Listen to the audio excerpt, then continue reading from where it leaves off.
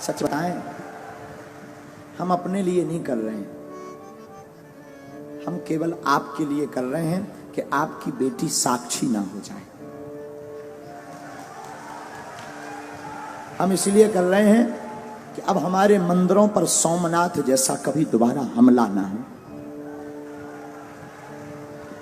हम इसलिए कर रहे हैं कि तुम्हारे बच्चे, तुम्हारे जीते जी उन माँ बाप से पूछना जिनके बच्चे घर छोड़कर दूसरे मजहब में चले गए, जिनकी बेटियां घर से भाग गईं, कश्मीरी पंडितों को भगा दिया।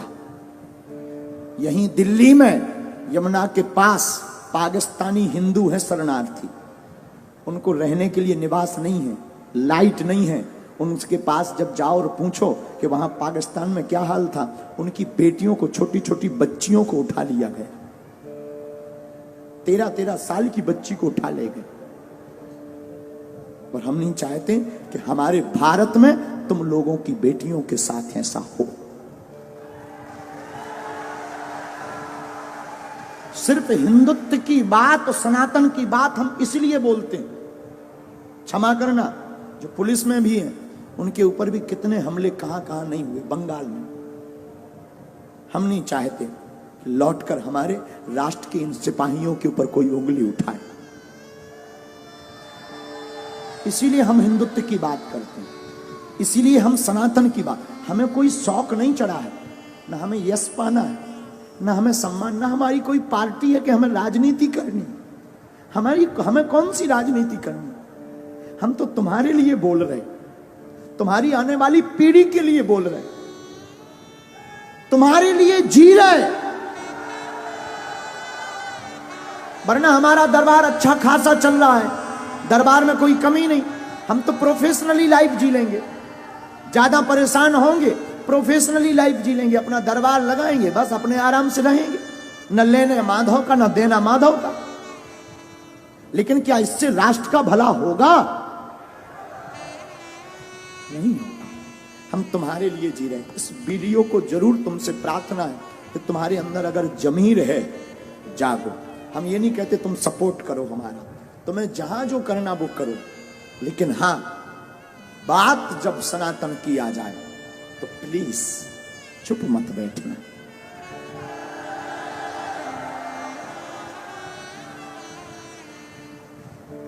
इसलिए प्रार्थना है, नहीं बाइकआउट करना ही पड़ेगा, बिना उसके काम भी नहीं चलेगा। जो ऐसा चलाए और जो ऐसा करे उसको देखना, उसके पंडालों में जाना बंद कर दिया जाए। अब बाबर का देश नहीं, रघुवर का देश है यार, बेफिजूली। हमने राम के लिए इतने साल कोर्ट में माथा पच्ची की, भगवान कृष्ण की पूजा नहीं खुलकर कर पा रहे, राम की यात्राओं में पत्थर लग रहे, पाल घर में संतों को पत्थरों से पीट पीट कर बर्बरता निर्दयता से मार दिया जाता, और लोग कहते तुम चुप बैठो। और हां, हमारे बोलने से और तुम्हारे जय श्री राम केवल मोबाइल चलाने से भारत हिंदू राष्ट्र नहीं बनना है। तुम्हें आवाज उठानी पड़ेगी और जैसे को तैसा जवाब देना पड़ेगा, तुम्हें घर से बाहर निकलना पड़ेगा। क्योंकि हम कोई राजनेता नहीं है कि तुमने ताली पीटी और वोट दिया हम चले गए।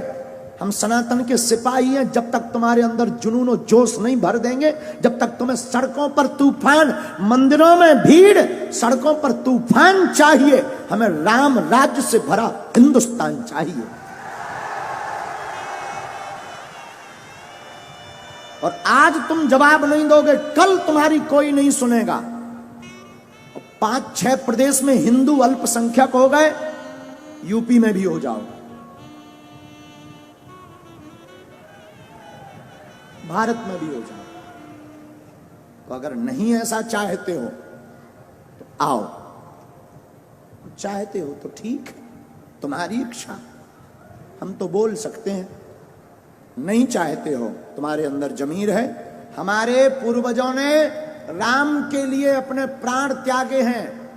भारत के लोगों, तुम्हारे पूर्वजों ने संस्कृति और संस्कार और भारत को बचाने के लिए बलिदानियां दी हैं।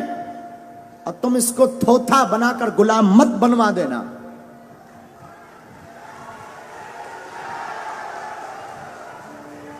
दूसरी बात, भारत में 80% सनातन हिंदू रहता है, 20% अन्य मजहब के, और 20% जब अन्य मजहब के हैं और तुम्हारा ये हाल है कि तुम अपनी बात नहीं बोल पा रहे।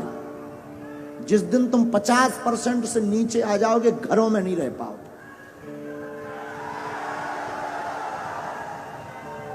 और कोई भड़काऊ बात नहीं है, बहुत ही जगाने वाली बात हो। इसके बाद अगर किसी को बुरा लगे तो क्षमा करना। हम तो देखो जगाने आए हैं, जगाने की बात करेंगे। बोलो जय सिया राम। तो कौन कौन तैयार है ऐसे लोगों को जवाब देने के लिए? ऐसी खबर जो भी चला रहा है, कौन कौन जवाब देगा आज ही? पक्का? पक्का? चलो देखते हैं।